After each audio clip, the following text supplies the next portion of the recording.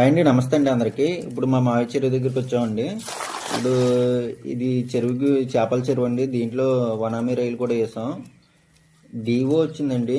Oxygen సఫిషియెంట్గా లేకపోవడం వల్ల రైలు పైకి తేలిపోతున్నాయి.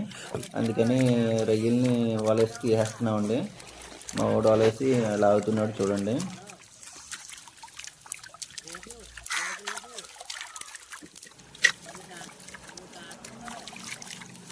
ఆల్మోస్ట్ దగ్గరికి వస్తుందండి వల.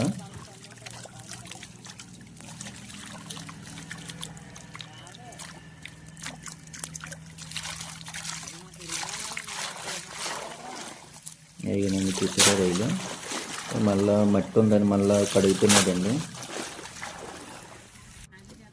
శుభ్రంగా పులి వేసి పైకి తీసాడు. తీసి ఇక్కడ మనకి చిన్న డ్రమ్ములు వేసి అవి దులిపేస్తామండి. ఇప్పుడు వేసాడు.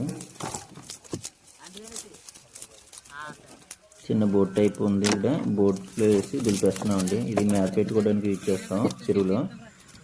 ఇలాగే రైలు దలపడానికి కూడా మనం అప్పుడప్పుడు యూజ్ చేస్తుంటామండి. ఈ వలలో మనం వర్షాలని పిలుస్తామండి. ఈ వల వేసి మనకి రైలు తీస్తాం.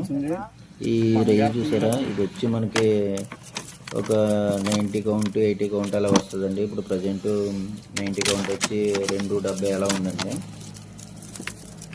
ఇవి ఆక్సిజన్ డిఫిషియన్సీ లేకపోతే ఇవి అలాగే ఉంచేసిన చెరువులో ఇప్పుడు కానీ పట్టుకోకపోతే ఇవి చనిపోతాయండి. కిందకి వెళ్ళి నీటిలో చనిపోతాయి. కాబట్టి అందుకని తీసేస్తున్నాం.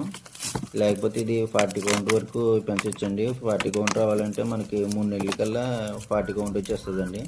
ఈ రైలు వేసి మనకి 2 నెలలు అవుతుందండి దగ్గరగా. మొత్తం దులిపేస్తామండి రైలు చూసారా. ఇలాగే మ్యాక్సిమం చాలా వరకు పట్టేస్తామండి.